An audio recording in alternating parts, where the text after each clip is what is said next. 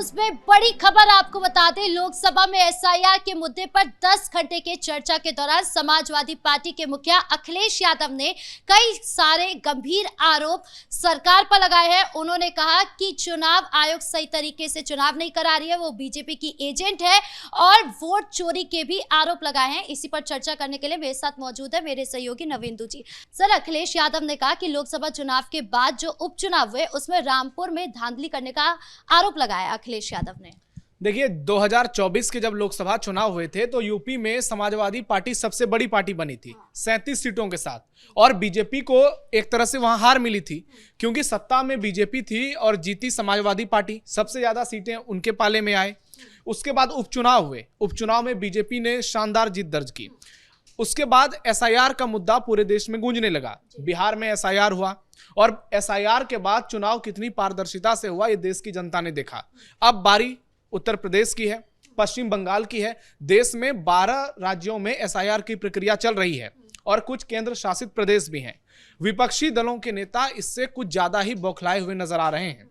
उनको लग रहा है कि अब नरेंद्र मोदी का मुकाबला करने की उनमें हिम्मत नहीं है, राजनीतिक हैसियत नहीं है, तो अब जो है चुनाव आयोग को घेरा जाए, फिर से ईवीएम पर सवाल उठाए जाए, चुनाव आयोग की निष्पक्षता को कटघरे में खड़ा किया जाए, क्योंकि जनता के सामने किस मुंह से जाएंगे ये इन लोगों को अब तक मालूम नहीं चला है। इनके पास कोई ऑप्शन नहीं है, कोई विकल्प नहीं है। इस वजह से ये अब लगातार अनर्गल आरोप लगा रहे हैं। अखिलेश यादव भी उसी राह पर चलने लगे हैं जिस पर राहुल गांधी चलते हैं। जिस तरह से राहुल गांधी ने तेजस्वी यादव की लुटिया पूरी तरह से डुबो दी, अब लग रहा है कि उत्तर प्रदेश में भी उसकी तैयारी है। अखिलेश यादव ने लोकसभा में चर्चा के दौरान सीधे सीधे कहा कि जल्दीबाजी में एसआईआर करा दिया गया है। एसआईआर कब कराना है, नहीं कराना है, कैसे कराना है, यह काम चुनाव आयोग का है।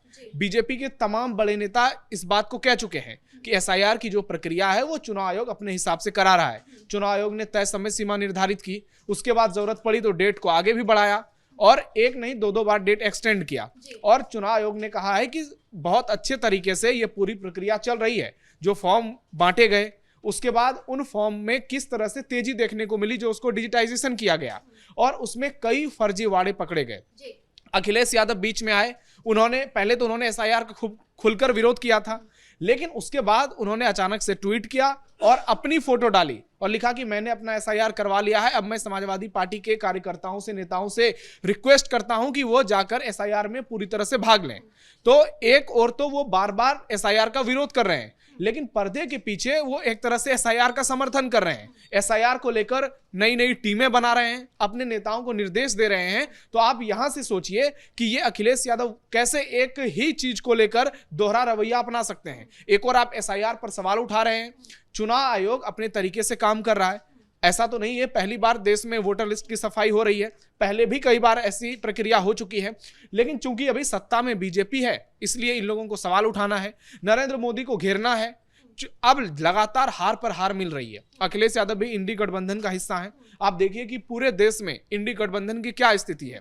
इनकी हालत इतनी खराब हो चुकी है कि अब 3-4 राज्यों में इंडी गठबंधन की सरकारें बची हुई है। और यूपी को लेकर अखिलेश यादव को बहुत डर सता रहा है, क्योंकि 24 में तो 37 सीटें उन्होंने हासिल कर लिया, लेकिन अगर 2027 में बीजेपी तीसरी बार जीत जाती है तो फिर अगली बार जब लोकसभा चुनाव होंगे 2029 में, क्या अखिलेश यादव अपने परफॉर्मेंस को बरकरार रख पाएंगे?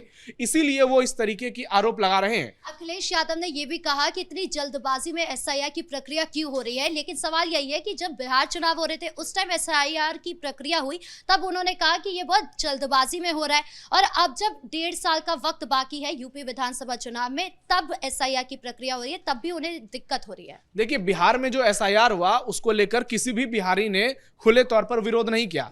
सुप्रीम कोर्ट में जब विपक्षी नेता पहुंचे तो उनकी जमकर किरकिरी हुई और बिहार में बहुत बेहतर ढंग से एसआईआर की प्रक्रिया पूरी हुई। उसके बाद चुनाव भी हुए और चुनाव में जो नतीजे आए और नतीजों से पहले जो 60 लाख फर्जी नाम हटाए गए, या तो जो डेथ हो चुके थे या जो जिनका दूसरे जगह शिफ्ट हो गया था, ऐसे लोगों को एसआईआर में पूरी तरह से हटा दिया गया। यानी जो बिहार में एक्चुअल वोटर थे 7.89 करोड़ लोग, वो घटकर 7.42 करोड़ पर आ गए और पूरी प्रक्रिया निष्पक्ष हुई। उसके बाद बम्पर वोटिंग भी देखने को मिली।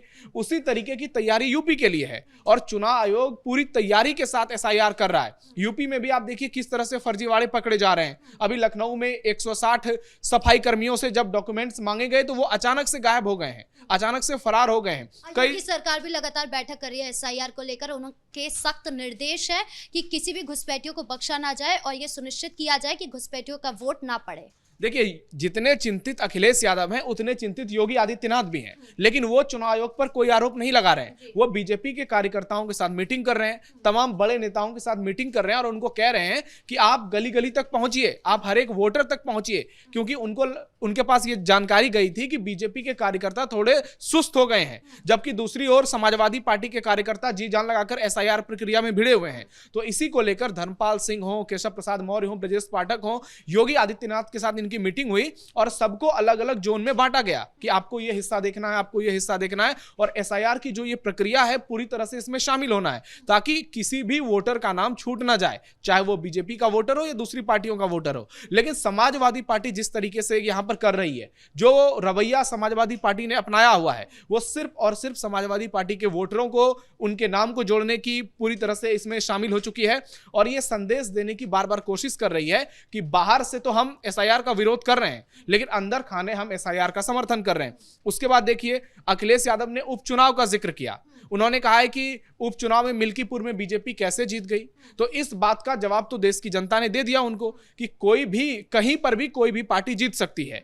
क्या किसी को मालूम था कि राहुल गांधी अमेठी से चुनाव हार जाएंगे? राहुल गांधी अमेठी से चुनाव हार जाते हैं। उसके अलावा बड़े बड़े नेता अपने जगहों से चुनाव हार जाते हैं। कई नेता ऐसे जगह से चुनाव जीत जाते हैं जहां उनसे ये अपेक्षा नहीं की जाती है, लेकिन ये सब कुछ तय होता है जनता के मन पर और अखिलेश यादव इस बात को जानते हैं, उसके बावजूद लोगों को गुमराह कर रहे हैं। आपने देखा कैसे अयोध्या में अवधेश प्रसाद चुनाव जीते, तब तो ईवीएम ठीक था, सब कुछ सही था, लेकिन जैसे मिल्कीपुर में बीजेपी के उम्मीदवार जीते तो अखिलेश यादव सवाल उठाने लगे हैं। वो प्रशासन पर सवाल उठा रहे हैं कि प्रशासन मनमानी कर रहा है, लेकिन अपने समय को भूल गए।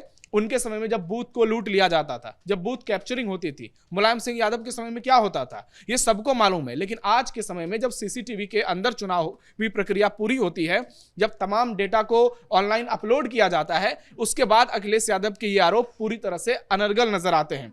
उन्होंने उपचुनाव का जिक्र किया, अयोध्या का जिक्र किया और भी कई बातों का जिक्र किया और कहें तो पूरी तरह से एसआईआर को वो कह रहे हैं कि ये प्रक्रिया ठीक नहीं है, या अगर ठीक नहीं है तो देश की जनता विरोध क्यों नहीं कर रही है? जनता का पूरा समर्थन चुनाव आयोग को मिल रहा है। आप देखिए कि जितने उत्साहित पार्टी के नेता नहीं है, उससे ज्यादा आम जनता है। वो चाह रहे हैं कि उनका नाम किसी तरह वोटर लिस्ट में जुड़े। कई लोग तो अपना नाम, जहां उनका 2 जगह नाम है, वो खुद ही कटवा रहे हैं। जो शहर में है वो गांव शिफ्ट हो रहे हैं। तो ऐसे में बीजेपी की चिंता इस बढ़ी हुई है कि अगर शहरी मतदाता गांव में ज्यादा शिफ्ट हो जाएंगे तो शहरों में उनका जनाधार बहुत मजबूत है।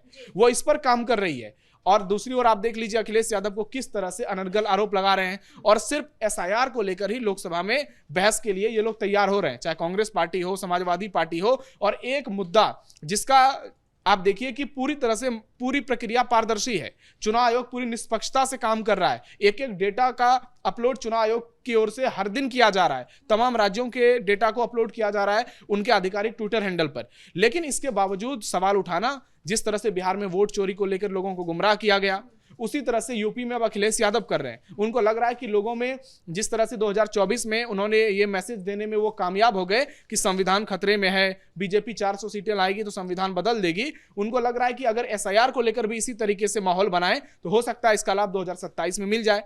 लेकिन अब अखिलेश यादव की रणनीति पूरी तरह से फेल होती हुई नजर आ रही है, क्योंकि जनता एसआईआर के समर्थन में है। योगी आदित्यनाथ का पूरा समर्थन मिल रहा है और जो भी घुसपैठिए हैं, जो भी फर्जी वोटर हैं, उनका नाम काटा जा रहा है। अखिलेश यादव कितने भी आरोप क्यों न लगा लें, जनता के दिल में वो जगह अब शायद ही बना पाए, क्योंकि लोगों को लग रहा है कि ये जो पूरी प्रक्रिया है, ये ना सिर्फ वोटर लिस्ट को पूरी तरह से शुद्ध करेगी, बल्कि ये देश के लोकतंत्र को मजबूत करेगी। क्योंकि अगर सही तरीके से वोटिंग होगी, देश के नागरिक वोट डालेंगे, फर्जीवाड़ा चुनाव में पूरी तरह से खत्म हो जाएगा, तो ये भारत के लिए अच्छी बात है। ये उत्तर प्रदेश के लिए अच्छी बात है, लेकिन अखिलेश यादव को अपनी सियासी रोटी सेकनी है, उनको तुष्टीकरण की राजनीति करनी है। इस वजह से वो ऐसे बयान देते हैं और लोकसभा हो या फिर कहीं भी मीडिया के सामने जाएं, वो ऐसे ही अनर्गल आरोप लगाते रहते हैं। लेकिन अब जनता ने बता दिया है, उपचुनाव के नतीजों ने बता दिया है कि लोग अखिलेश यादव के बहकावे में नहीं आएंगे, चाहे अखिलेश यादव कितना भी गुमराह क्यों ना कर लें। अब देखिए कि अखिलेश यादव का जवाब किस तरह से गृह मंत्री अमित शाह दे रहे हैं, पीएम मोदी ने दिया। तो बीजेपी भी पूरी ताकत के साथ ये बताने में लोगों को लगी हुई है कि एसआईआर की जो प्रक्रिया है वो चुनाव आयोग करा रहा है, लेकिन वो प्रक्रिया पूरी तरह से पारदर्शी है, उसमें कहीं किसी तरह की गड़बड़ी नहीं है। अगर एसआईआर में इतना ही धांधली होता तो सुप्रीम कोर्ट ने अब तक एसआईआर को बंद कर दिया होता। मामले की सुनवाई लगातार जारी है और सुप्रीम कोर्ट का एक तरह से एसआईआर को समर्थन है। सुप्रीम कोर्ट भले ही कुछ पहलू पर सवाल उठा रहा है, लेकिन सुप्रीम कोर्ट का रुख अब तक यही नजर आया है कि चुनाव आयोग किसी तरह की गड़बड़ी नहीं कर रहा है। जो सवाल किए जा रहे हैं, चुनाव आयोग बाहर आकर उसका जवाब भी दे रहा है और जनता पूरी तरह से कहें तो चुनाव आयोग पर भरोसा कर रही है, सरकार पर भरोसा कर रही है और उनको लग रहा है कि उनके साथ कोई भी छल नहीं हो रहा है, उनके साथ कोई भी गड़बड़ी नहीं हो रही है। लेकिन अखिलेश यादव, राहुल गांधी, तेजस्वी यादव, ममता बनर्जी जैसे नेता ये लोगों को डराने की कोशिश कर रहे हैं, लोगों को गुमराह कर रहे हैं, ताकि किसी तरह जब कोई रोड मैप नहीं है, उनके पास कोई मुद्दे नहीं है, तो आखिर किस मुद्दे पर जनता उनके साथ जुड़े। तो इस वजह से वो ऐसे आरोप लगा रहे हैं ताकि बीजेपी का किसी तरह से काउंटर किया जाए। जी, इस मुद्दे पर ज्यादा जानकारियों के लिए आपका बहुत बहुत धन्यवाद। तो कुल मिलाकर एसआईआर के मुद्दे पर लोकसभा में जिस तरीके से अखिलेश यादव ने आरोप लगाए हैं वो सीधा दिखा रहा है कि वो तुष्टीकरण की राजनीति कर रहे हैं। वहीं दूसरी तरफ जिस तरीके से वो पीडीए प्रहरी लेकर आ रहे हैं वो दिखा रहा है कि वो एक तरफ तो तुष्टीकरण की राजनीति कर रहे हैं, तो वहीं दूसरी तरफ वो अपनी तैयारी भी पूरी कर रहे हैं 2027 के चुनाव के लिए। और दूसरी तरफ आपको ये भी बता दें कि सीएम योगी लगातार घुसपैठियों को लेकर सख्त निर्देश दे रहे हैं कि किसी भी घुसपैठियों को बख्शा ना जाए, वोटर लिस्ट की सफाई करना बहुत जरूरी है। ब्रेकिंग न्यूज में इतना ही। कैमरा पर्सन रवि के साथ मैं राधिका राज।